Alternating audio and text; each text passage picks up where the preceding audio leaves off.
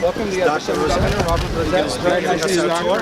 Pleasure. Nice to meet you. Howard Zims. I'm Melissa Robert Rozett. Nice to meet you. Social Danny, also. I don't have to I know introduce. that you have me to talk about.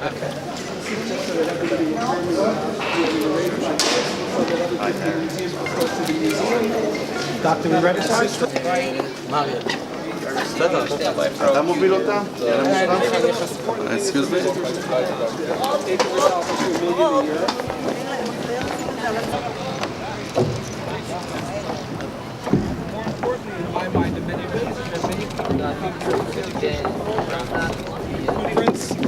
Which is also, again, sitting on a mountain of information, as it were. It cuts in. In a sense, it's like a scar. You know, the Holocaust is a scar on the face of our history and our understanding of what was destroyed. So that could be a whole museum. And it isn't because we're going to move for another whole museum, but we give you a piece of the feeling about what it was. And again, we're mistaken many people who come to the United States. And in the end, we come out of there overflowed. Is this all new? This is all from 2005. It was open. Yeah. The Vashem had a museum here from the mid-50s, but so this is a day when a lot of soldiers come to us. Anti-Semitism, as you know, is this topic we're talking about so much right in the early modern world. And some of the ideas here, like Jews use the blood of children for ritual purposes, have very old roots in society. You can still see newer films having been made about this. A number were made for Ramadan in the early 2000s, showing the same kind of ideas. The idea of the Jews are untrustworthy of Judas. The Jews are blind. You can see many things here, ideas that shows that anti-Semitism is such an old idea. In the 19th, bad characteristics they've had all through history are about their Jewish blood, and that the Germans are part of a good superior race, the master race. And again, you don't have to read anything. You understand immediately by looking at it. In this game is all about. Push them out to their own place. They shouldn't be in Europe. They shouldn't be in Germany. If we look at Charlotte Solomon again, to be a professor, she draws the X, right? And his hands by his head. What will I do? Where will I go? What will I do with my life? Because Jews in Germany felt very German before Hitler came into power, were sworn loyalty to the Republic. When Hitler came into power, they swore loyalty to Hitler personally. And so also the getting rid of the line between state and party is important. You see all kinds of people coming on board. They continue living. They weren't pro-Nazi, but they certainly needed a way to continue living in this new world, and they came to some sort of accord. Many other people very enthusiastic.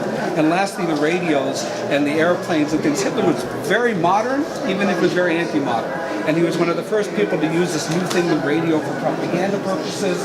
And in some ways, they were very, very innovative in what they were doing. Another innovation.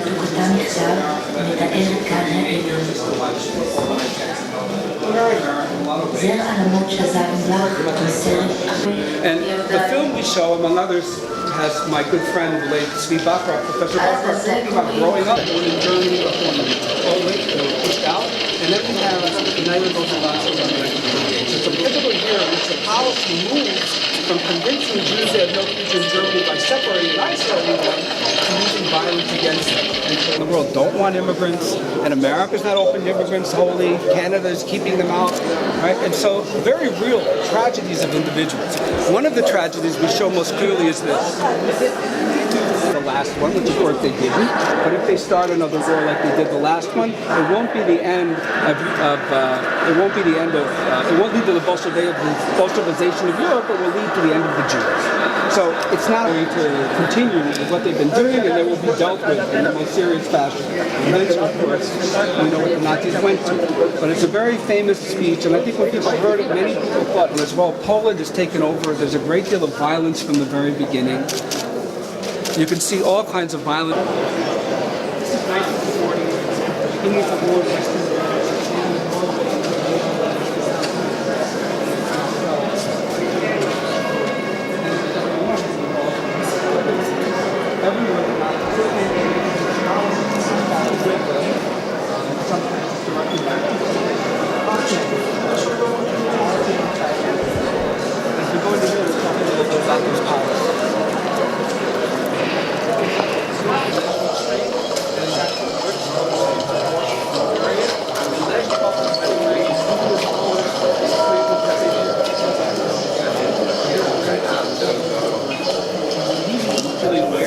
And we know these were even sent by wireless, and the British intercepted them at some points when they had the code, and the code would change, and then they would lose it. This shows one special unit of the SS, that elite military part of the Nazi Party, who they were murdering in the summer of 1941 and where. And we know that ultimately these groups, they killed about 500,000 people in the second half of 1941, and maybe 1.5 million all told. And there were SS units, and there were regular army units, and they even had musicians and firemen and many local people involved as well. So we know a great. We know here in this word. So he was going to come home, going somewhere to work. And so this idea that the Jews didn't know what was happening to them is very important. It took a long time for rumors to become more solid information. It was a long process. And so in the left photographs of children on this list are the names involved.